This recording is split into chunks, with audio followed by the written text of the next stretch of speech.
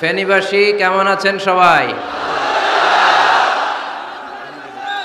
আলহামদুলিল্লাহ, আমিও ভালো আছি মাশাআল্লাহ। এরপরে আপনাদের প্যানেল মেয়র সাহেব আছেন, এরপর চেয়ারম্যান ভাইরা আছেন, এরপর জেলা পরিষদ সদস্য ভাই আছেন, চেয়ারম্যান সাহেব আছেন। আলহামদুলিল্লাহ, সব নেতা খেতা নিয়ে আজকে বসছি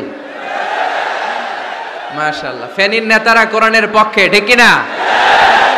64 জেলার সব নেতাগুলো কোরআনের পক্ষে থাক, আমরা চাই কি চাই না? বাংলার 56,000 বর্গমাইলের প্রতিটা ইঞ্চি মাটি কোরআনের ঘাঁটি হোক, আমরা চাই কি চাই না? আমরা এই বাংলাদেশে কোরআনের ঘাঁটি গড়তে চাই, আমরা ইসলামকে বিজয়ী শক্তি হিসেবে দেখতে চাই, ঠিক কিনা? আওয়াজ করা যাবে না। দেখেছি, সবাইকে দেখেছি মাশাআল্লাহ। হ্যাঁ দেখলাম, হ্যাঁ শুরুতেই হাত নাড়িয়ে শুভেচ্ছা জানিয়েছি, বারবার করা যাবে না। দেখলাম সবাইকে, থামতে হবে এবার মাশাআল্লাহ। ফেনীর ছেলেরা অনেক ভদ্র, এত বড় গ্যাদারিং কিন্তু অল্পতেই থেমে গেছে। অন্যান্য জায়গায় অনেক চিৎকার চেঁচামেচি করতে হয়। আলহামদুলিল্লাহ। ইয়া আইয়ুহাল্লাযীনা আমানু লা তাদখুলু বুয়ুতান গায়রা বুয়ুতিকুম হাত্তা তাস্তানিসু ওয়া তুসাল্লিমু আলা আহলিহা যালিকুম খায়রুল লাকুম লাআল্লাকুম তাযাক্কারুন। সুবহানাল্লাহ পড়েন। আল্লাহ ডেকে বললেন, ও ইমানদারেরা শোনো শোনো, তোমরা যখন অন্য কারো বাড়িতে যাবে খবরদার অনুমতি না নিয়ে, সালাম না দিয়ে ঘরে ঢুকে যেও না।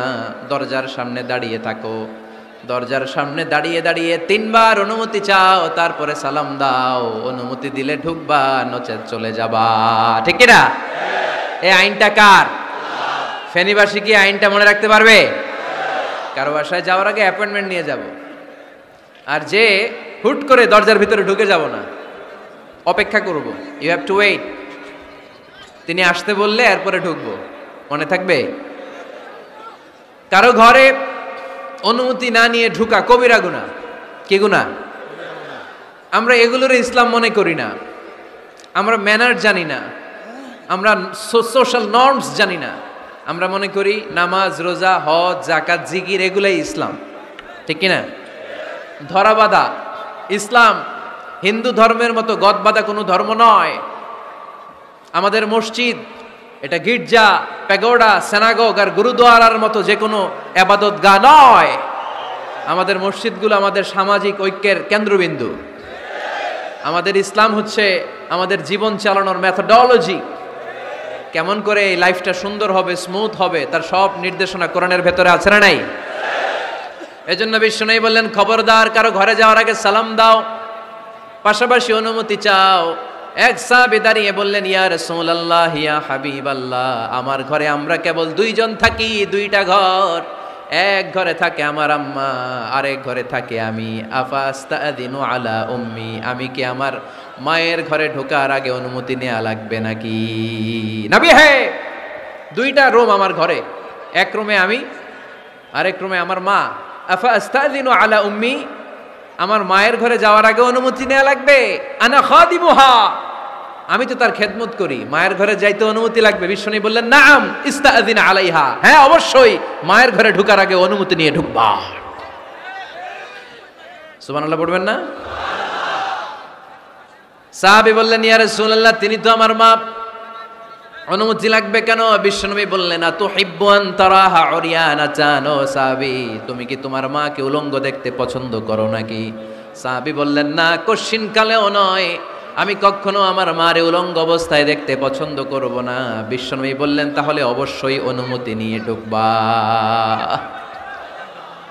যদি মারে উলঙ্গ দেখতে মনে না চায় তাহলে ঢুকবা, কারণ ঘরের ভিতরে কে কখন কোন পরিস্থিতিতে থাকে তার কোনো হিসাব আছে?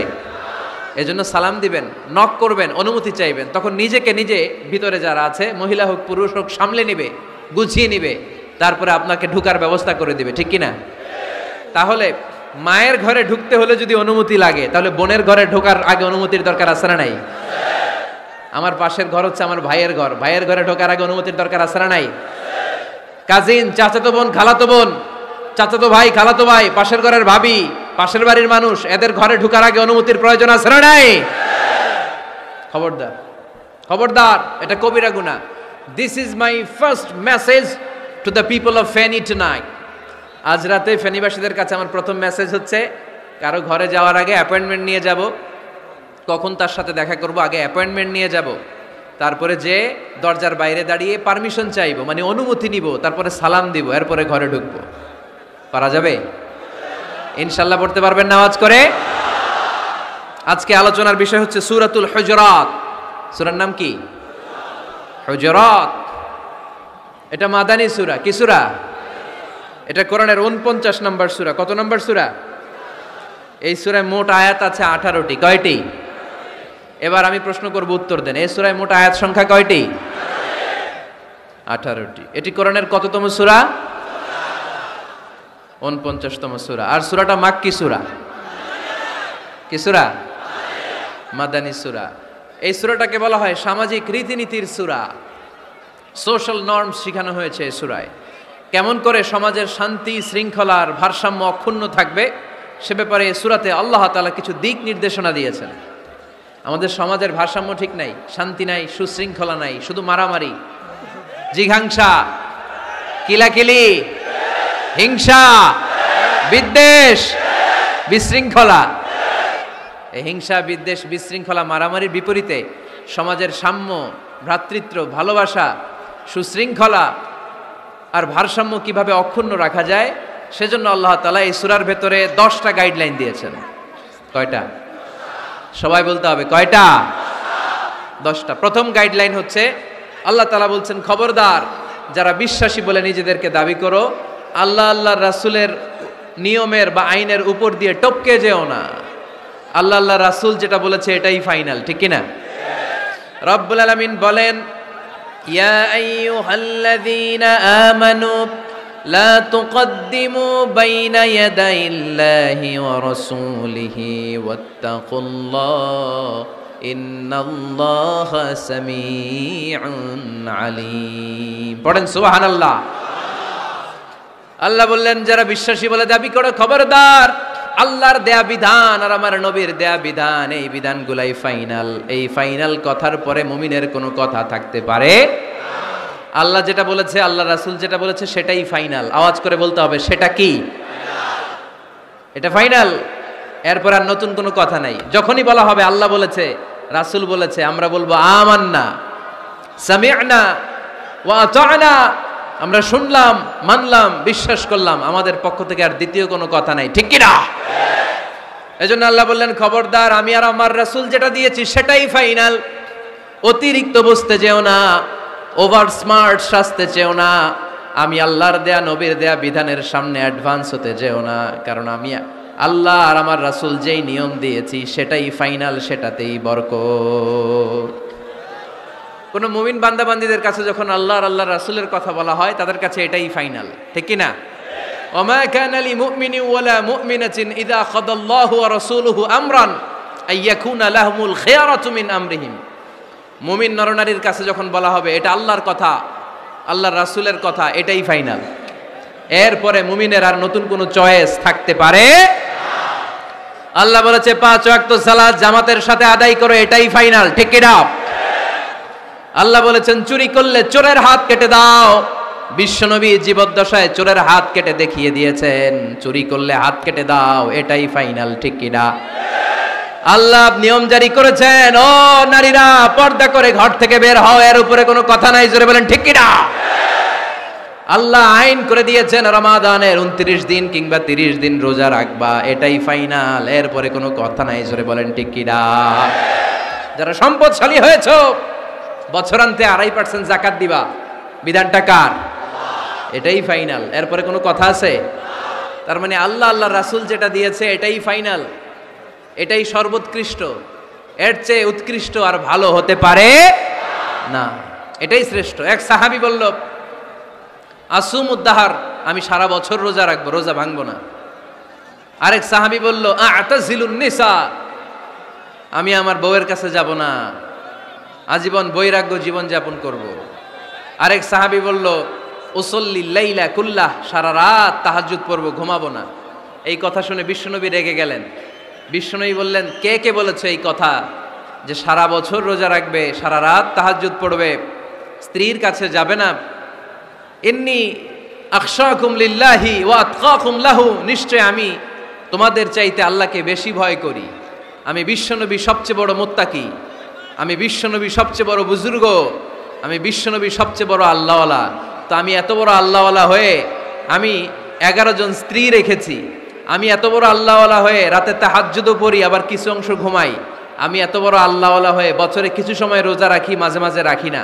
তো আমি ব্যালেন্স করে জীবন ধারণের পরে আমার আল্লাহওয়ালাগিরিতে কোনো সমস্যা হয় নাই, আমার নবী হতে সমস্যা হয় নাই। তোমাদের সমস্যা হলো কেন? তোমরা কোত্থেকে এটা শিখেছো? আমি বিশ্বনবী যেটা শিখিয়েছি এটাই ফাইনাল, এর চেয়ে শ্রেষ্ঠ কোনো কাজ আর হতে পারে না। চিল্লায় বলেন ঠিক কিনা? ফজরের ফরজ নামাজ কয় রাকাত? আওয়াজ করে বলেন। বিধানটা কার? আপনি যদি বলেন আমি একটু বাড়ায় পড়বো, 3 রাকাত পড়বো, সওয়াব বেশি হবে না? কারণ আপনি অ্যাডভান্স হয়েছেন। লা তুকদ্দিমু বাইনা ইয়াদাইল্লাহি ওয়া রাসূলিহি, খবরদার আল্লাহ আল্লাহ রাসূলের উপর অ্যাডভান্স হয়ো না। রমাদানের রোজা 30টা, আপনি যদি বলেন 35টা রাখবো, ফেনীর ভাইয়েরা রমজানের পরে আরো 5টা যদি একাধারে রাখেন, রমজান মনে করে আল্লাহ কবুল করবে? কবুল করবে? তার মানে আল্লাহ আল্লাহ রাসূল যেটা বলেছে এটাই ফাইনাল, এর চেয়ে বেশি কিছু আর ইবাদত করা যাবে, এর চেয়ে শ্রেষ্ঠ ইবাদত হতে পারে না। বিষ্ণু ইসলাম বললেন সারা রাত তাহাজ্জুদ পড়লে এটা শ্রেষ্ঠ ইবাদত নয়, বরং রাতের কিছু অংশ ঘুমাবা, কিছু অংশ তাহাজ্জুদ পড়বা। আইয়ামুল বীজের রোজা রাখবা, সোম আর বৃহস্পতিবার রোজা রাখবা, আরাফার রোজা রাখবা, আশুরার রোজা রাখবা, শাওয়ালের 6 রোজা রাখবা। এর চেয়েও বেশি রাখতে চাইলে একদিন রোজা রাখবা, আরেকদিন রাখবা না, একদিন রাখবা, আরেকদিন রাখবা না। এর চেয়ে ভালো রোজার হতে পারে? হতে পারে না। আল্লাহর হাবিব সাল্লাল্লাহু আলাইহি ওয়াসাল্লাম বললেন সেই শ্রেষ্ঠ যে স্ত্রীদের সাথেও মেলামেশা করে আবার ইবাদতও করে। ইসলামের মধ্যে ভারসাম্য আছে না নাই? তাহলে বোঝা গেল আল্লাহর হাবিব সাল্লাল্লাহু আলাইহি ওয়াসাল্লাম আল্লাহর সবচেয়ে কাছের, তিনি সবচেয়ে বড় মুত্তাকি। ফেনীবাসী আওয়াজ করে বলেন তো, আমার নবীর চাইতে বড় মুত্তাকি হওয়া যাবে? আমার নবীর চাইতে বড় আল্লাহওয়ালা হওয়া যাবে?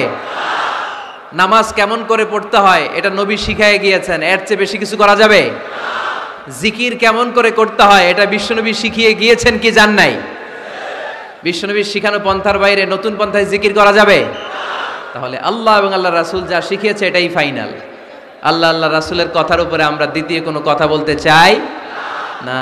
এটা হচ্ছে 1 নাম্বার গাইডলাইন। সমাজে যদি শান্তি আনতে চান এই গাইডলাইন মানতে হবে। বিশ্বাসীদের জন্য 2 নাম্বার গাইডলাইন হচ্ছে লা তারফাউ আসওয়াতাকুম ফাওকা সাউতিন নবী, খবরদার ওহে বিশ্বাসীরা, নবীর কণ্ঠের চাইতে যেন তোমাদের কণ্ঠ উঁচু হয়ে না যায়। আপনারা কথা শুনতেছেন? মনোযোগ আছে না গেছে? বনু তামিম গোত্রের নেতা কে হবে? আল্লাহর হাবিব সাল্লাল্লাহু আলাইহি ওয়াসাল্লাম পরামর্শ করছিলেন। সাইয়েদনা আবু বকর বললেন আমার মতামত হচ্ছে এই লোকটা নেতা হলে ভালো হয়, যোগ্য লোক। ওমরে ফারুক বললেন না, উনি না। আবু বকর যেটা বলেছে ওইটা না, আমার মনে হয় এই লোকটা নেতা হলে ভালো হয়। আবু বকর বললেন না ওমর তুমি বুঝো না, আমি যারে বলছি সে ভালো। ওমরে ফারুক বলে না আবু বকর, আমি যাকে বলেছি সে ভালো। এরকম মতামত দিতে দিতে তর্ক করতে করতে বিশ্বনবীর গলার চাইতে সাহাবীদের গলার আওয়াজ বড় হয়ে গিয়েছে। আল্লাহ এটা আরশের উপর থেকে বরদাস্ত করে নাই। আল্লাহ বলেছেন খবরদার, লা তারফাউ আসওয়াতাকুম ফাওকা সাউতিন নবী, নবীর কণ্ঠের চাইতে তোমাদের কণ্ঠ যেন উঁচু হয়ে না যায়। আমার নবীকে আমি তোমাদের বন্ধু বানিয়েছি, তোমাদের কাছে রেখেছি, তার মানে এই নয় যা মন চায় তাই নবীর সাথে আচরণ করবা, ঠিক কিনা? কখনো যেন নবীর কণ্ঠের চাইতে কণ্ঠ উঁচু হয়ে না যায়। যদি নবীর গলার আওয়াজের চাইতে তোমাদের গলার আওয়াজ উঁচু হয়ে যায়, তোমাদের জীবনের সব নেক আমলগুলোকে আমি বাতিল করে দেব।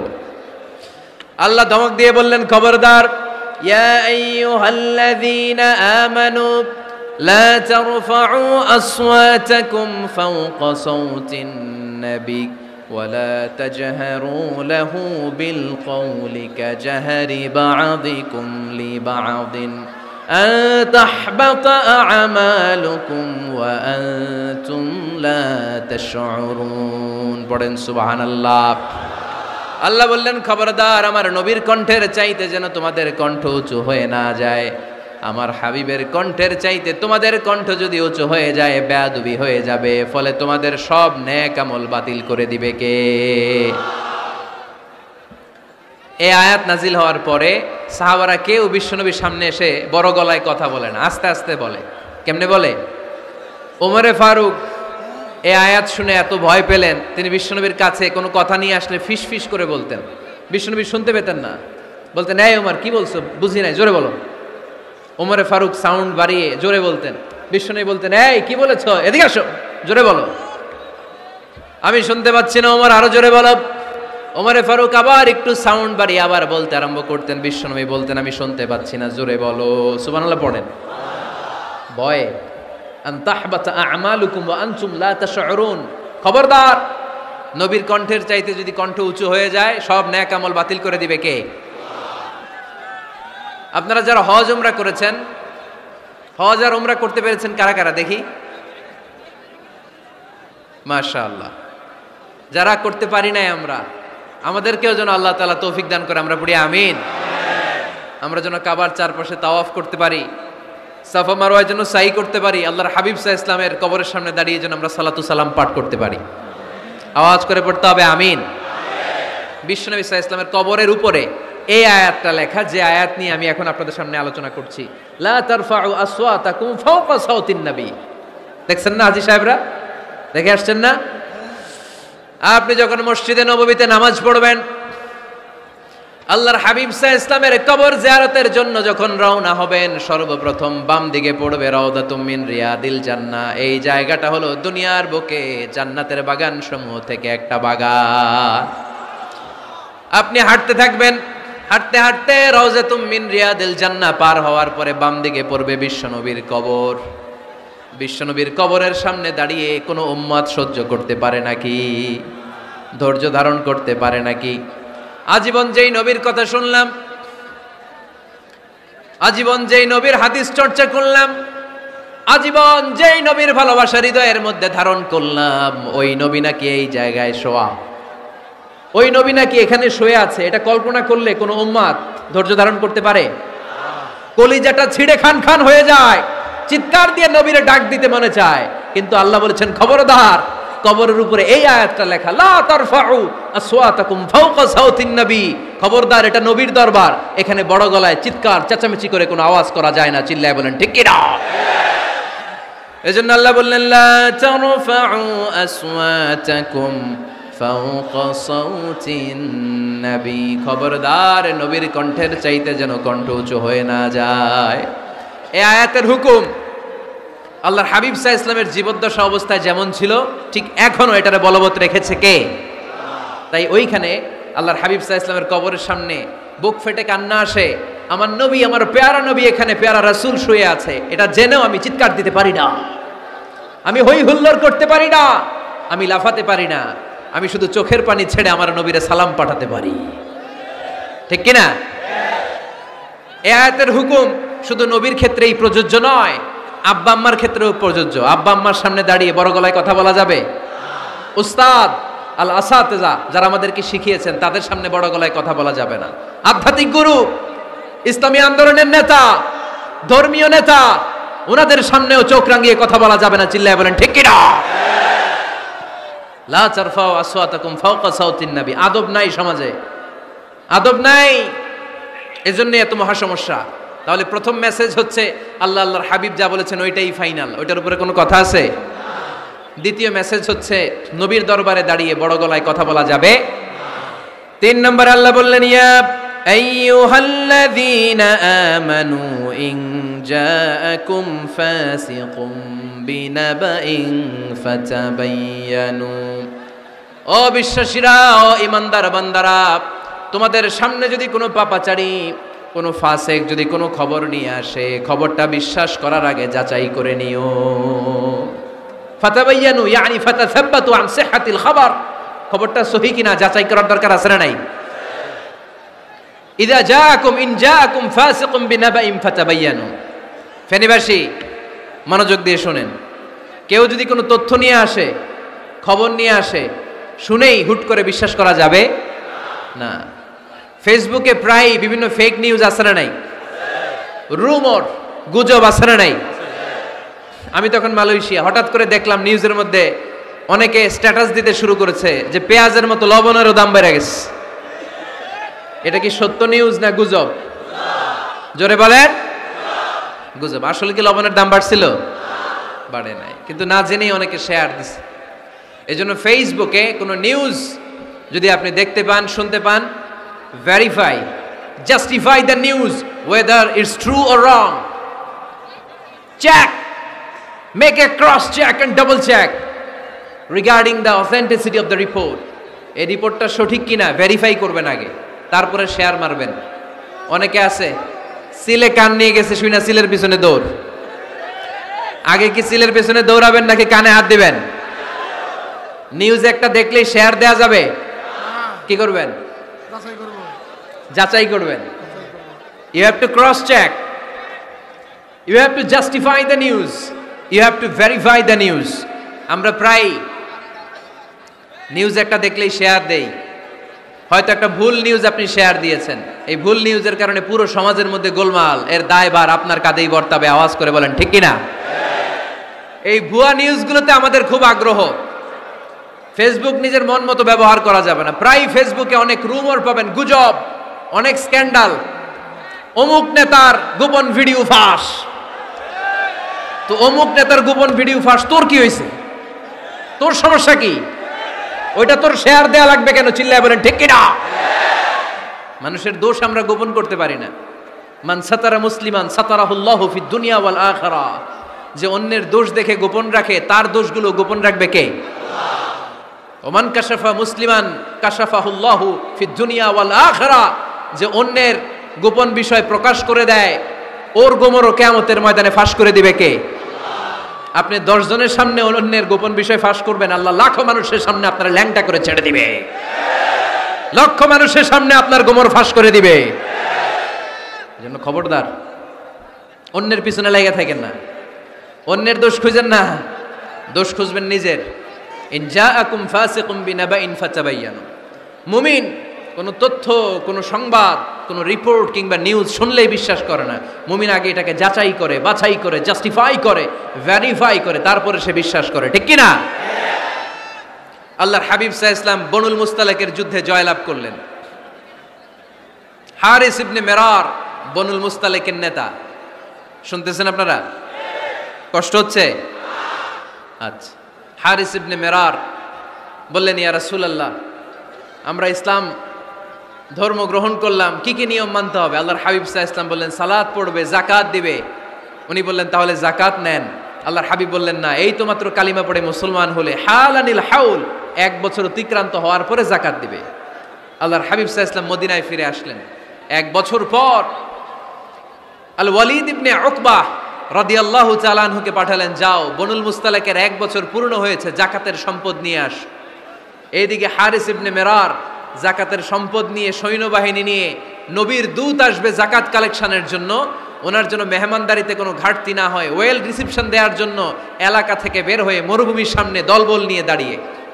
ওয়ালিদ ইবনে উকবা যখন যাকাতের সম্পদ কালেক্ট করার জন্য বনুল মুস্তালাকের ওদিকে যেতে শুরু করেছে, এলাকায় ঢোকার আগেই দেখে বনুল মুস্তালাকের লোকেরা ঘোড়সাওয়ার বাহিনী দাঁড়ায় আছে। এই দৃশ্য দেখে ওয়ালিদ ইবনে উকবা মনে করেছে বনুল মুস্তালিক মনে হয় তাকে হত্যা করার জন্য দাঁড়িয়ে রয়েছে। আসলে কি হত্যার জন্য দাঁড়ায় আছে? কি জন্য দাঁড়ায় আছে? ওয়েলকামিং রিসিপশন দেওয়ার জন্য। উনি ভয় পেয়ে অ্যাবাউট টার্ন, তথ্য যাচাই না করে মনে করছে আমারে মারবে, ধরবে, about turn, return back to Medina. মদিনায় চলে গেলেন, যে বলে, ইয়া রাসূলুল্লাহ, বনুল মুস্তালিক যাকাত দেওয়া তো দূরের কথা, এগুলো তো সব কাফের হয়ে গেছে। ইয়া রাসূলুল্লাহ, ওরা তো মনে হয় কাফের হয়ে গিয়েছে, যাকাত প্রদান করা তো দূরের কথা, মারার জন্য সৈন্যবাহিনী নিয়ে অ্যাটাক করেছে। বিশ্বনবী রেগে গেলেন। খালিদ বিন ওয়ালিদের নেতৃত্বে 1000 সৈন্যবাহিনী পাঠিয়ে বললেন, যাও বনুল মুস্তালিক অ্যাটাক করো, বনুল মুস্তালিকে অভিযান চালাও। আল্লাহ বললেন, নবী অভিযান পরে চালান। ইন জাআকুম ফাসিকুম বিনাবাইন ফাতাবায়ানু। সুবহানাল্লাহ পড়েন। নবী হে, অভিযান পরে চালান। তথ্য যে নিয়ে আসছে ওয়ালিদ, এটা সত্য কিনা আগে যাচাই করেন। সে যে তথ্য আপনাকে সরবরাহ করেছে, এই তথ্য সঠিক নয়, সে ভুয়া তথ্য দিয়েছে, সে ভুল বুঝেছে, এখানে মিস আন্ডারস্ট্যান্ডিং হয়েছে। আপনি 1000 সৈন্যবাহিনী পাঠাবেন না। আপনার 1000 সৈন্যবাহিনী যে যদি বনুল মুস্তালিককে অ্যাটাক করে, তাহলে এই অ্যাটাকে কোনো ক্ষয়ক্ষতি হলে সবটার দায়ভার আপনার কাঁধেই বর্তাবে। চিল্লায় বলেন ঠিক কিনা? আমার নবীকে শেখানোর মাধ্যমে আল্লাহ তাআলা আমাদেরকে শিখা যাবে না।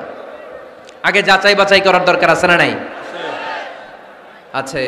আপনার বন্ধু এসে বললো, আরে দোস্ত তুমি এইখানে, ভাবিরে তো দেখলাম বাজারে আরেক লোকের সাথে ঘুরতেছে। আপনি রেগে মেগে আগুন, অফিস থেকে বাসায় যায় বউরে কিল, আইজো মায়ের কাইলো মায়ের, এরকম হতে পারে না? আপনার বন্ধু হয়তো আপনার ওয়াইফের মতো আরেকজন মহিলাকে দেখেছে, এটা হতে পারে কি পারে না? আপনার ওয়াইফকে জিজ্ঞেস করেন নাই, ক্রস চেক করেন নাই, না করেই আপনি ঝগড়া মারামারি শুরু করে দিয়েছেন। এই ছোট্ট ঝগড়া থেকে বিচ্ছেদের দিকে, ডিভোর্সের দিকেও যেতে পারে, এরকম আছে না নাই? এরকম অনেক বুড়ি বুড়ি কেস আমাদের কাছে আছে। নিউজ যাচাই না করে, গুজব আর রুমর যাচাই না করে সিদ্ধান্ত নিয়েছে, পরে মাথার মধ্যে চাপড়ায়, নিজের কপালে নিজে চাপড়ায়, এরকম আছে না নাই? তাহলে আল্লাহ তাআলার দেয়া 3 নাম্বার গাইডলাইন হচ্ছে, কোনো তথ্য শুনেই বিশ্বাস করা যাবে না, আগে যাচাই করতে হবে। আওয়াজ করে বলেন, আগে কি করতে হবে? যাচাই করতে হবে। যাচাই বাছাই ছাড়া আজ থেকে ফেসবুকে আমরা আর কোনো নিউজ শেয়ার দিব? দিবেন?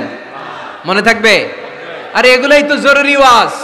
কবরের ওয়াজ তো অনেক শুনছি, জান্নাত জাহান্নামের ভয় আর জান্নাতের নাজ নেয়ামত তো অনেক শুনেছি।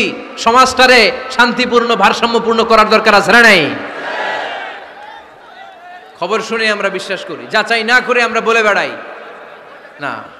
যাচাই না করে, নিশ্চিত না হয়ে আজ থেকে কোনো নিউজ আমরা ফেসবুকে শেয়ার দিব না। 4 নম্বর আল্লাহ বললেন, 4 নম্বর গাইডলাইন আল্লাহ দিলেন, ইয়া আইয়ুহাল্লাযীনা আমানু লা ইয়াসখার কওমুম মিন কওম। খবরদার আমার বিশ্বাসী বান্দারা, আমার ইমানদার বান্দারা, কেউ কোনোদিন কাউরে ঠাট্টা বিদ্রূপ করে না। সুবহানাল্লাহ পড়েন। মুমিন বান্দা কাউকে ঠাট্টা করতে পারে? বিদ্রূপ করতে পারে না। আমাদের জিহ্বা আছে বলে আমরা যা ইচ্ছা তাই বলতে পারি? কথা বলেন না কেন? আমাদের কান আছে বলে কান দিয়ে আমরা যা মনে চাই তাই শুনতে পারি? যেন কানে শুনি সদা তোমার কালাম, এ খোদা চোখে যেন দেখি শুধু কোরআনের আয়াত। শোনো আমার মুনাজাত, শোনো শোনো ইয়া ইলাহি আমার মুনাজাত, শোনো আমার মুনাজাত। সবাই আওয়াজ করে পড়েন আমিন। লা ইয়াসখার কওমুন মিন কওম। মুমিন বান্দা কখনো অন্য কাউকে ঠাট্টা করবে না। আমার কোনো ভাই মনে কষ্ট পায়, এরকম কোনো ঠাট্টা বিদ্রূপ, খোঁচা মেরে, পোক মেরে কথা বলা যাবে না। এটা তার চেহারা নিয়ে না, তার পেশা নিয়ে না, তার বংশ নিয়ে না, তার পরিবার নিয়ে না। তার বাবা চুরি করেছে, আমি কি বলতে পারবো তুই চোরের ঘরের চোর? বলে কি বলে না? কেউ একটু মোটা হইলে কয় তুই মোটুর ঘরের মোটু, চোখে কম দেখলে কেউ তুই কানার ঘরের কানা। আছে না নাই? না না, স্টপ, থামেন, অনেক হয়েছে, আর না, এগুলো বলা যাবে না। কারো আকৃতি নিয়ে খোটা দেয়া, ঠাট্টা করা, এটা স্বয়ং আল্লাহর সাথে ঠাট্টা করার শামিল, ঠিক কিনা? কারো নাক যদি ছোট হয়, এরে কয় বোচা, তোর নাক বোচা। ফেনীতে আপনারা কি বলেন? হ্যাঁ, তো এই যে যার নাক বোচা হয়েছে, ও কি নিজে বানাইছে? যার নাক খাড়া, এটা বানাইছে কে? যে কালো, বানাইছে কে? সাদা শুভ্র, বানাইছে কে? তার মানে কারো আকৃতি নিয়ে যদি আপনি ঠাট্টা করেন, স্বয়ং আল্লাহর সাথে ঠাট্টা করলেন। কারণ কেউ কারো চেহারা বানানোর দায়িত্ব পায় নাই। মাতৃগর্ভে থাকতেই আমাদের চেহারার আকৃতিগুলো দান করেছে কে? হুয়াল্লাযী ইউসাউইরুকুম ফিল আরহামি কাইফা ইয়াশা লা ইলাহা ইল্লা হুয়াল আজিজুল হাকীম। তিনি এমন সত্তা, তোমরা যখন তোমাদের মায়ের পেটের ভেতরে ছোট্ট একটা ভ্রূণ কণা ছিলা, তখনই তোমাদের চেহারার আকৃতি দিয়েছে কে? মায়ের পেটে থাকতেই কে ছেলে হবে, কে মেয়ে হবে, কে সুশ্রী হবে, কে শ্যামলা হবে, কার নাক লম্বা হবে, কারটা খাটো হবে, এগুলো ফিক্স করে রেখেছে কে? এজন্য কখনো কারো চেহারা, কারো আকৃতি নিয়ে ঠাট্টা বিদ্রূপ করা যাবে না। কারণ এই চেহারা আমরা বানাই নাই, বানাইছে কে? প্রত্যেককে যদি আল্লাহ তাআলা প্রত্যেকের নিজের চেহারা ডিজাইন দেওয়ার সুযোগ দিত, তাহলে আমরা আমাদের চেহারা কি এরকম বানাইতাম? কি করতাম? আপনাকে যদি আপনার চেহারা তৈরি করার ডিজাইন আল্লাহ দিত, যে তুমি যেমন মনে চাই নিজের চেহারাটার ডিজাইন দাও, কেমন বানাতেন নিজেকে? কথা বলেন, কয়েকজন বলেন না? হ্যাঁ, সবচাইতে সুন্দর করে আমি আমার অবয়বটাকে তৈরি করতাম। কোন নারীকে যদি তার চেহারার ডিজাইন তৈরি করার সুযোগ আল্লাহ দিতেন, সে নারী তাকে বিশ্ব সুন্দরী করে তৈরি করত। ঠিক কিনা? এটা আল্লাহ আমাদেরকে দেয় নাই, এটা আল্লাহ তাআলা নিজ হাতে রেখেছে, নিজে করেছে। তাই কারো আকৃতি নিয়ে ব্যঙ্গ করলে স্বয়ং আল্লাহর সাথে ব্যঙ্গ করার শামিল। চিল্লায় বলেন ঠিক কিনা? সাইয়েদনা ইবনে মাসউদ রাদিয়াল্লাহু তাআলা আনহুর পায়ের নলা ছিল চিকন। হাদিসে এসেছে দাকিকুস সাকাইন, ওনার পা দুইটা ছিল চিকন। খেজুর পাড়ার জন্য ইবনে মাসউদ রাদিয়াল্লাহু তাআলা আনহু যখন খেজুর গাছে উঠলেন, সাহাবারা সাইয়েদনা ইবনে মাসউদের পা দেখে হাসাহাসি শুরু করে দিল। বিশ্বনবী বললেন, খবরদার খবরদার, ইবনে মাসউদের চিকন পা দেখে তোমরা হেসো না। ইবনে মাসউদের চিকন পা দেখে তোমরা হাসো। কিয়ামতের ময়দানে ইবনে মাসউদের এই চিকন পা গুলো যদি মিজানের পাল্লায় রেখে দেওয়া হয়, এই পা দুইটার ওজন উহুদ পাহাড়ের চেয়ে ওজনওয়ালা হয়ে যাবে। এজন্য খবরদার, জিহ্বা আছে বলে যে কোনো কমেন্ট করবেন না। এই আবার কি হইছে দেখি, আওয়াজ কেন? হ্যাঁ, আর কি দেখবেন? এখনই তো বিদায় নেব আমি, চুপ করেন না, এবার থামেন। জিহ্বা আছে বলেই যে কোনো ধরনের মন্তব্য করা যাবে না। আল্লাহর হাবিব সাল্লাল্লাহু আলাইহি ওয়াসাল্লাম বলেছেন, মাইয়াদমান লি মা বাইনা লিহিয়াইহি ওয়া মা বাইনা রিজলাইহি আদমান লাহুল জান্নাহ। ও আমার উম্মতেরা, তোমাদের মধ্য থেকে কেউ যদি আমাকে দুইটা অঙ্গের গ্যারান্টি দেয়, কয়টা অঙ্গের? সবাই বলতে হবে, কয়টা? আমার কোন উম্মত যদি আমাকে দুইটা অঙ্গের গ্যারান্টি দেয় যে তারা এই দুই অঙ্গের পাপ করবে না, আমি তাদেরকে জান্নাতের গ্যারান্টি দেই। এক নম্বরে মা বাইনা লিহিয়াইহি, দুই চোয়ালের মাঝখানে যা থাকে মানে জিহ্বা। আমার কোন উম্মত যদি আমার গ্যারান্টি দেয় জিহ্বা দিয়ে কোনো মিথ্যা বলবে না, কাউরে বাজে কথা বলবে না, ঠাট্টা বিদ্রূপ করবে না, জিহ্বা দিয়ে যে এই পাপ কাজগুলো হয় এগুলো করবে না, আর দুই রানের মাঝখানে যে অংশ আছে লজ্জাস্থান, এই দুইটা অঙ্গের গ্যারান্টি যদি আমার কোন উম্মত আমারে দেয়, আমি আমার ওই উম্মতকে জান্নাতের গ্যারান্টি দিয়ে দেব। খবরদার ফেনীবাসী, খবরদার। মন চাইলেই যা মনে চাই মুখ দিয়ে বলা যাবে। আমার রাসূল সাল্লাল্লাহু আলাইহি ওয়াসাল্লামের 11 জন স্ত্রী, এর মধ্যে একজন স্ত্রী ছিলেন একটু স্থূল আকৃতির, মানে মোটা। কি ছিলেন জানেন? ওই স্ত্রীর নাম কি? সফিয়া। কি নাম? সফিয়া বিনতে হুয়াই ইবনে আখতাব। উনি আল্লাহর হাবিব সাল্লাল্লাহু আলাইহি ওয়াসাল্লামের সব স্ত্রীদের মধ্যে থেকে একটু স্থূলকার ছিলেন, একটু ফেটি ছিলেন, মোটা ছিলেন। আম্মাজান আয়েশা একবার ওনার প্রতি রেগে আল্লাহ রাসূল সাল্লাল্লাহু আলাইহি ওয়াসাল্লামের কাছে বিচার দিলেন যে আপনার মুটকি বউ। আল্লাহর হাবিব সাল্লাল্লাহু আলাইহি ওয়াসাল্লাম এই কথা শুনে রেগে গেলেন। আয়েশা, এটা তুমি কি বললা? তুমি সফিয়ারে মুটি বলে গালি দিলা। লাকাদ কুলতিলা কালিমাতান লাউ মুসিজাতু লা মাসহাজাতিল বাহর। আয়েশা, তুমি এমন একটা কথা সফিয়ার শানে বলেছো, এই কথাটাকে যদি সাগরের মধ্যে ঢেলে দেওয়া হয়, এই কথাটার তিক্ততা আর পঙ্কিলতা পুরো সাগরের নীল পানিকে মুহূর্তে কালো করে দিবে। এজন্য খবরদার, জিহ্বা সামলান। সাহাবারা রাদিয়াল্লাহু তাআলা আনহু আজমাইন, ওনারা জিহ্বা ধরে মাঝে মাঝে জিহ্বার মধ্যে বাড়ি দিতেন আর কাঁদতেন আর বলতেন, জিহ্বা, তোর কারণে কিয়ামতের দিন আমরা আল্লাহর কাছে ধরা খেয়ে যাব। মুমিন চাইলেই এই মুখ দিয়ে যা মনে চায় বলতে পারে। তাহলে 4 নাম্বার গাইডলাইন হচ্ছে লা ইয়াসখার কওমুন মিন কওম, কোন বিশ্বাসী বান্দা কখনো অন্য বিশ্বাসী বান্দাকে ঠাট্টা বিদ্রূপ করতে পারবে। 5 নম্বরে আল্লাহ বললেন,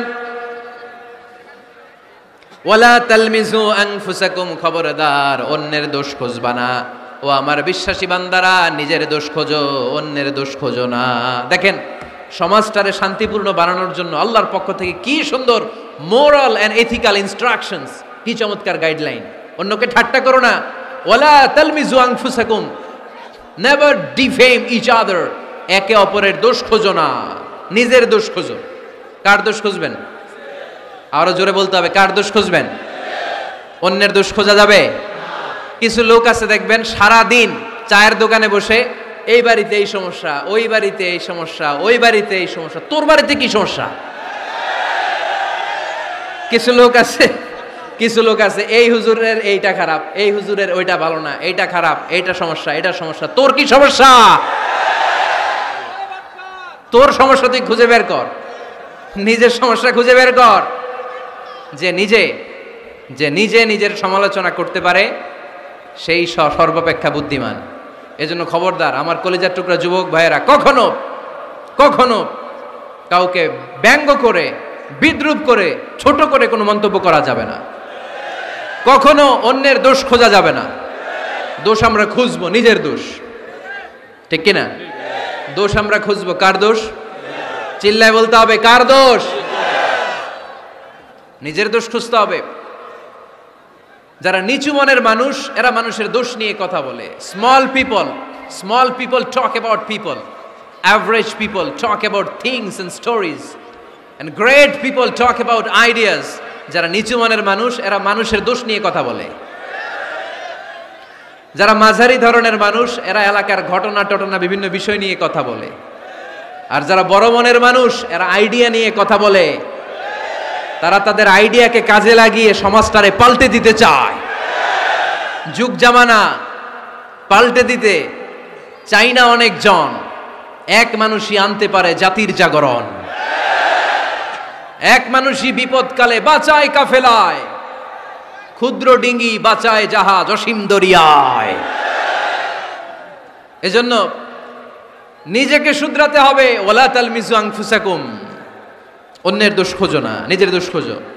তাহলে ফেনীবাসীরা, এই হোক আমাদের স্লোগান, আমরা নিজেদের দোষ খুঁজবো বেশি, অন্য কারো দোষ কখনো খুঁজবো না। আপনি নিজে ঠিক হয়ে যান, দুনিয়া এমনি ঠিক হয়ে যাবে। নিজে ঠিক তো দুনিয়া ঠিক। নিজেকে শুধরান। অন্যের দোষ দেখে তো আমার লাভ নাই। ও কি করছে এটা ও জবাব দিবে, আমি কি করেছি আল্লাহর সুপ্রিম কোর্টের কাঠগড়ায় সেদিন আমাকে জবাব দিতে হবে। চিল্লায় বলো ঠিক কিনা? এজন্যে অন্যের দোষ যেন আমরা না খুঁজি, নিজেকে যেন পরিবর্তন করি। পরিবর্তন করতে রাজি আছি তো সবাই? পরিবর্তনের অগ্রনায়ক হতে রাজি আছি তো সবাই? সিদ্ধান্ত নিতে হবে, শক্ত সিদ্ধান্ত। দাঁড়াতে হবে, সৈনিকের মতো দাঁড়াতে হবে, ঠিক কিনা? আধারে ভয় পেও না, আলো আছে আড়ালে, অন্ধকার পালিয়ে যাবে তুমি উঠে দাঁড়ালে। নিজেকে দাঁড়াতে হবে, নিজের সাথে নিজের শক্ত বোঝাপড়া করতে হবে। অন্যের দোষ খোঁজার সময় আমাদের নাই। চিল্লায় বলো ঠিক কিনা? দোষ খোঁজা যাবে না, নিজের দোষ নিজের আমরা খুঁজবো। বসেন বসেন। কে ঢুকছে এখানে? হ্যাঁ, কারেন্টে শক করছে। সাপ, সাপ আওয়াজ শুনতে আসে।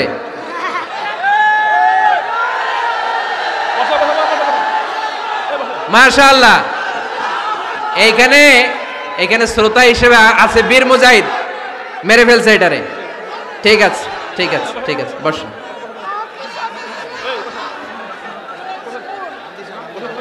এখনো কথা বাকি, বসেন। একটা আওয়াজ হবে না, একটা আওয়াজ হবে না। আবার আওয়াজ হয় এখানে। তাহলে ফেনীর ভাইয়েরা, অন্যের দোষ খুঁজবো না, নিজের দোষ খোঁজা যাবে? যাবে যাবে? ক্লান্ত হয়ে গেছেন? কষ্ট হচ্ছে?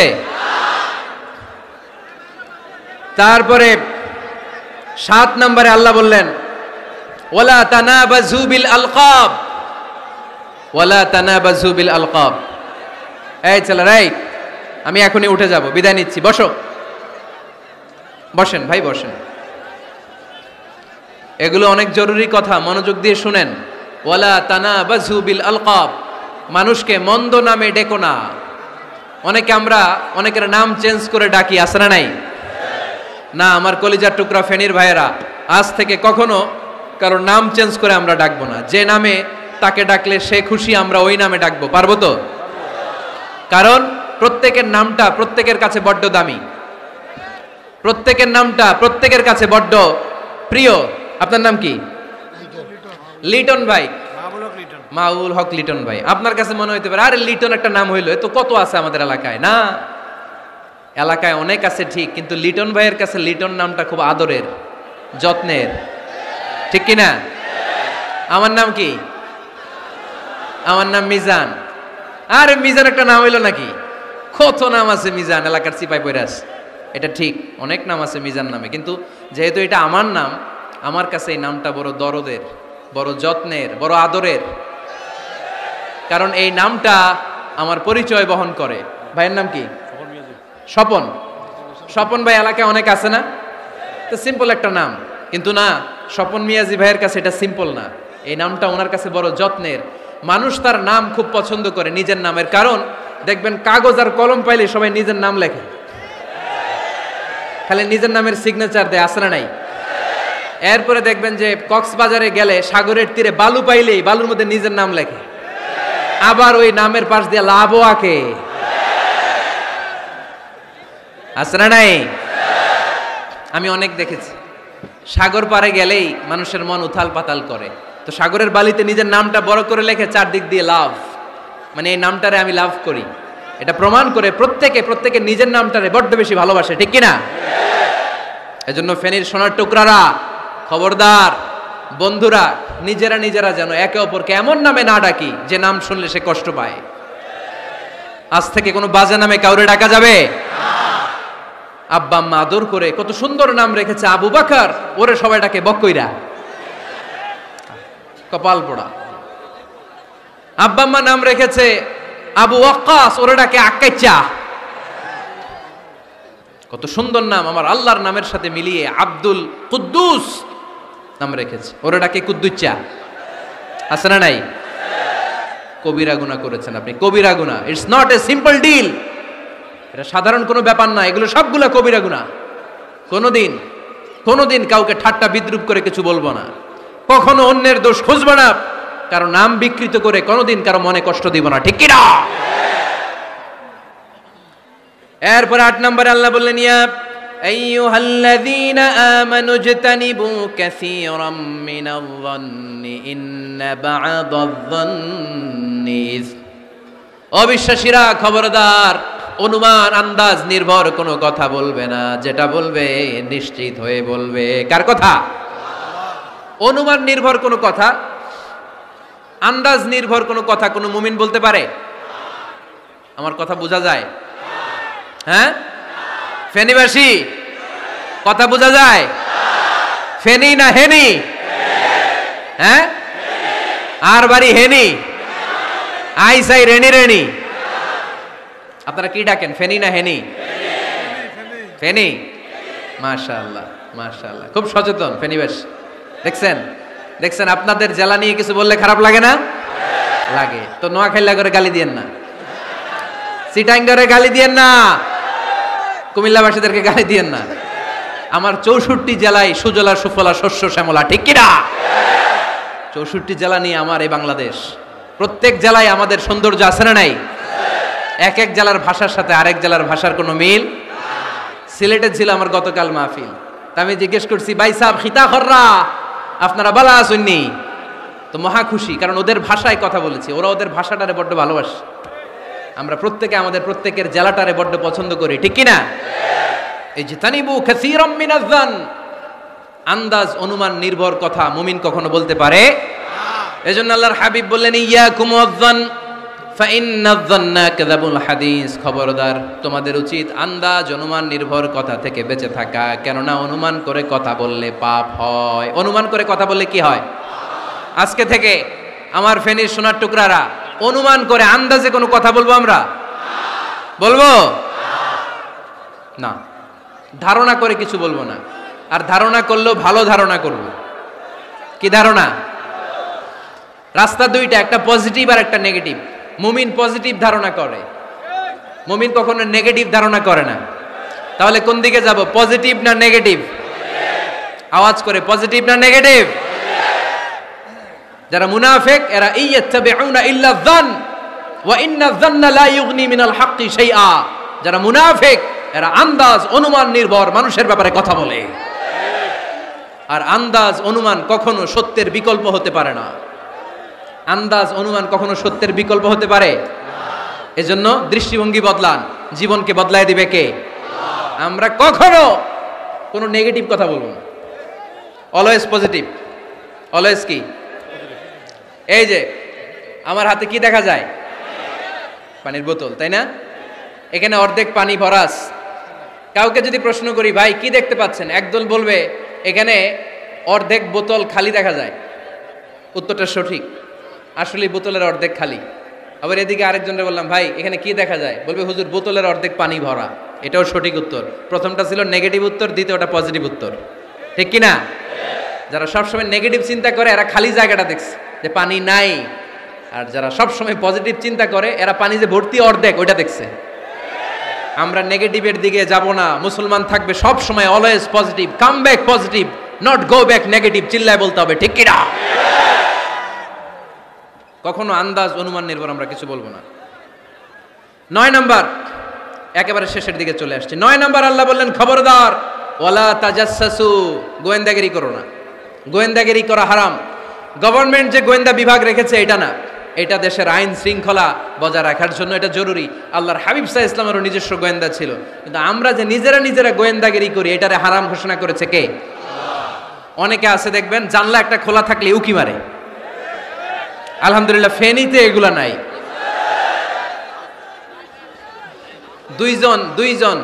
দুইজন ওদিকে কি যেন বলতেছে, উনি আড়ি পেতে কথা শুনে, আছে না নাই? ছিদ্র একটা থাকলে উকি মারে, আছে না নাই? খবরদার, ওয়ালা তাজাসসু, গোয়েন্দাগিরি করো না। কখনো কোনোদিন কারো পারমিশন ছাড়া মোবাইলের গ্যালারি চেক করবেন না। কখনো কারো পারমিশন ছাড়া তার ফেসবুকের মেসেঞ্জারে কে কার সাথে চ্যাটিং করেছে এটা করা যাবে না। কখনো কারো পারমিশন ছাড়া তার মেইলের ইনবক্স খুলে দেখা যাবে না। কখনো কারো পারমিশন ছাড়া কারো ব্যক্তিগত চিঠি পড়া যাবে না। দিস ইজ ইসলাম, এটাই ইসলাম। আমরা ইসলামরে শুধু নামাজ আর রোজা আর জিকির আর এই দাড়ির মধ্যে সীমাবদ্ধ করেছি। প্রত্যেকের একটা প্রাইভেসি আছে না নাই? Everyone has privacy and no one should interfere in his privacy or in her privacy. প্রত্যেকের একটা প্রাইভেসি আছে না নাই? মানুষ ছোট হলেও তার একটা সম্মান আছে না নাই? এজন্য ছোট্ট বাচ্চাদেরকে কখনো প্যান্ট খুলতে বলবেন না। অনেকে বলে, আরে ছোট মানুষ, খোল, আরে তুই খোল, এই খোল তো, আছে না নাই? ওরও প্রেস্টিজ আছে, ওরও সম্মান আছে। খবরদার, everyone has a personal space and no one should interfere someone's personal space. কারো পার্সোনাল স্পেসে যেন আমরা নাক না গলাই। অনেকের বদ স্বভাব ফ্যামিলি ম্যাটার নিয়ে, প্রাইভেট ম্যাটার নিয়ে কথা বলে। ভাই কি চাকরি করেন? সরকারি না বেসরকারি? সরকারি। বেতন কত? উনার বেতন কত? এটা দিয়ে আপনার কি লাভ? ঠিক কিনা? মানুষ একটা দেখলে, ভাই বয়স কত, ভাই বেতন কত? ফার্স্ট ইমপ্রেশনে, ফার্স্ট যখন আপনি কারোর সাথে দেখা করবেন, বেতন কত, বয়স কত, এগুলো জিজ্ঞেস করা যাবে? কেউ যখন কারো ঘনিষ্ঠ হয়, বন্ধুতে রূপান্তরিত হয়, তখন এই কথাগুলো। কিন্তু শুরুতেই প্রাইভেট ম্যাটার নিয়ে, পার্সোনাল ম্যাটার নিয়ে খোঁচাখুচি করা যাবে না। ওয়ালা তাজাসসু, গোয়েন্দাগিরি করো না। গোয়েন্দাগিরি করাকে হারাম ঘোষণা করেছে কে? শেষ কথা বলি, 10 নম্বরে আল্লাহ বললেন, 10 নম্বরে রব্বুল আলামিন বললেন, ওয়ালা ইয়াগতাব বা'দুকুম বা'দা আইয়ুহিব্বু আহাদুকুম আন ইয়াকুলা লাহমা আখিহি মাইতান ফাকারিহতুম। খবরদার, কেউ কারো গীবত করো না। কি করো না? গীবত করো না। এই উঠতেছে কে? বসেন, এখনই কথা শেষ হবে, একসাথে উঠবো, বসেন। আমার দিকে তাকান, আওয়াজ বন্ধ করুন। একে অপরের গীবত করো না। ব্যাক বাইটিং, চুগলখড়ি, আলহামদুলিল্লাহ ফেনীতে এগুলা নাই।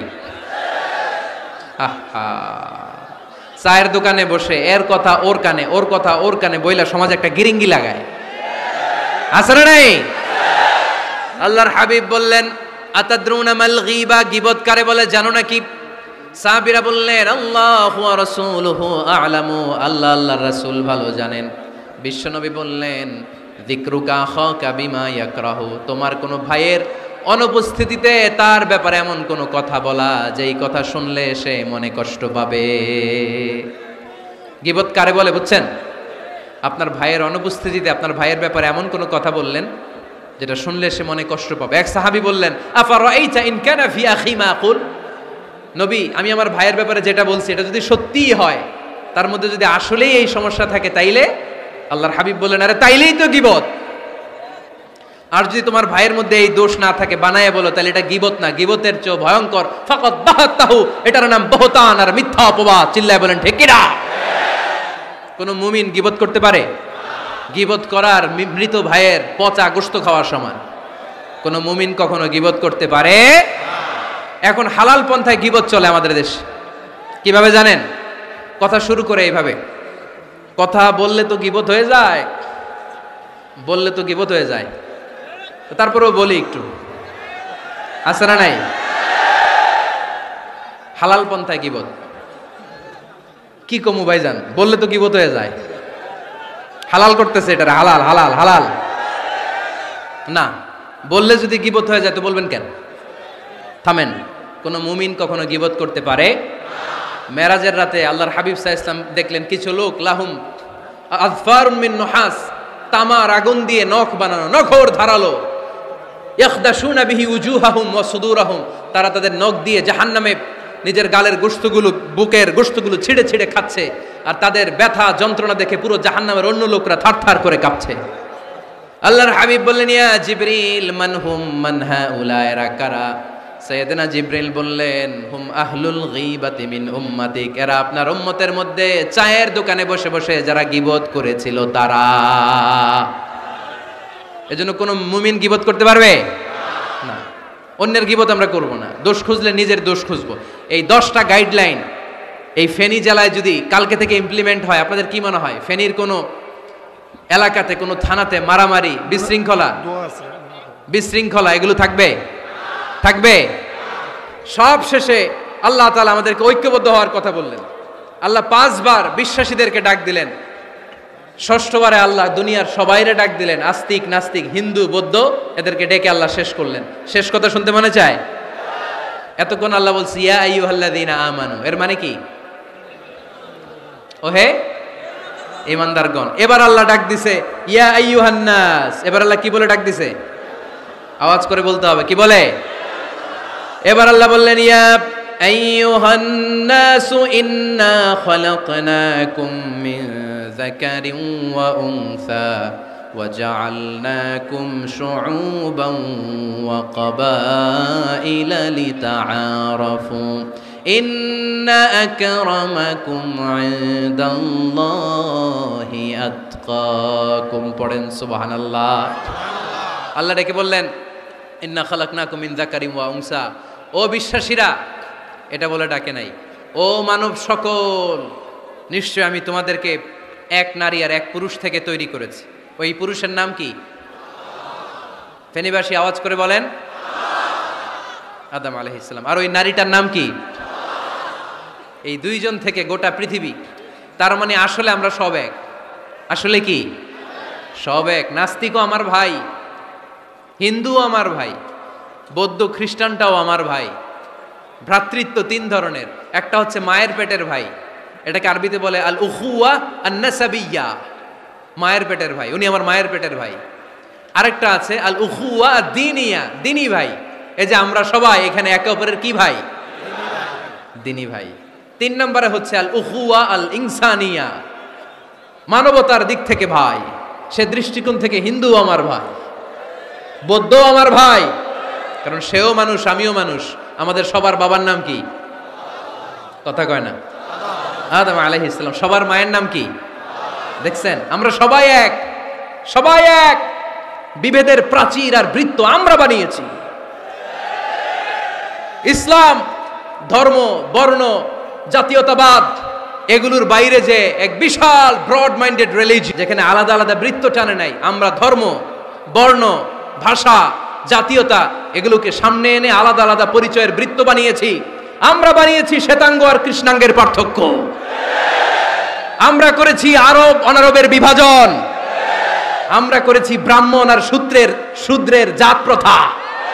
ইসলামে কোনো জাত প্রথা নাই, শ্বেতাঙ্গ কৃষ্ণাঙ্গের পার্থক্য নাই, প্রেসিডেন্ট কুলিওয়ালা ঠেলাওয়ালার কোনো পার্থক্য আল্লাহর সামনে নাই। চিল্লায় বলো ঠিক কিনা? যার প্রমাণ, প্রেসিডেন্ট যখন নামাজে দাঁড়ায় তার পাশে রিকশাওয়ালাও নামাজে দাঁড়ায়, তার পাশে শিক্ষকও নামাজে দাঁড়ায়, তার পাশে ব্যবসায়ী ভাই নামাজে দাঁড়ায়, তার পাশে ছোট্ট ছেলেটাও নামাজে দাঁড়ায়। আল্লাহর সামনে গোটা সব বিশ্বের মানুষগুলোরে এক কাতারে দাঁড় করিয়ে দিয়েছে কে? কোনো পার্থক্য নাই। এই পার্থক্য, বিভেদের প্রাচীর আমরা ভেঙেছি। এই বিভেদের প্রাচীরকে ভেঙে গুড়িয়ে দিতে হবে। আমরা মানুষকে মানুষ হিসেবে কনসিডার করি না। দেখলেই বলি কোন দল করেন, দেখলেই বলি কোন পীরের মুরিদ। দেখলেই বলি কোন দল করেন? না না, সবার আগে পরিচয় হচ্ছে আমরা সবাই মানুষ। বাবার নাম আদম, মায়ের নাম হাওয়া। আর আমাদের মধ্যে সবচেয়ে বড় পরিচয় হচ্ছে আমরা মুসলিম। এখানে আমি মুসলিম ছাড়া আর কাউকে দেখতে পাচ্ছি না, সব মুসলিম। আমার কাছে পীরের মুরিদ নাই, তাবলিগের ভাই নাই, জামাত ইসলাম নাই, শাসনতন্ত্র নাই, ঐক্যজোট নাই, বিএনপি নাই, আওয়ামী লীগ নাই, কিচ্ছু নাই। আমি বুঝি মুসলমান। আমরা একে অপরের মুসলমান বলে কনসিডার করতে চাই না তো, খালি পিস পিস করি, টুকরা টুকরা করে দেশটারে শেষ করে দিলাম। আমাদের প্রভু কয়জন? নবী কয়জন? কোরআন কয়টা? কিন্তু আমাদের মধ্যে বিভাজন। আমরা কি বিভাজন চাই নাকি ঐক্য চাই? আমাদের প্রভু এক নবীর উম্মত, জীবন বিধানে কই শিবানী কোরআন। তবে কেন এক নও হে মুসলমান, এক হও করিয়া আহ্বান। পড়েন আমিন।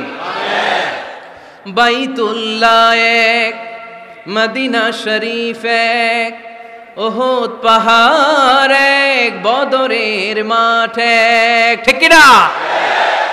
একটা তো জীবন আর মরণ যে একটাই, একের সাথে মিলে মিশে একটাই প্রাণ। তবে কেন এক নও হে মুসলমান, এক হও করিয়া আহ্বান। পড়েন আমিন।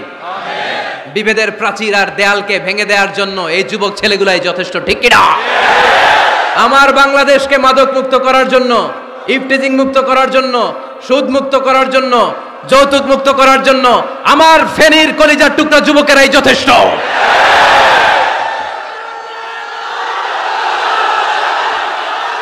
অনেক নারী আছে পিছনে, হাজার হাজার নারী, একজন হিন্দু মুসলমানের অনেক নারী আছে, হাজার হাজার পিছনে, সবাই আছে।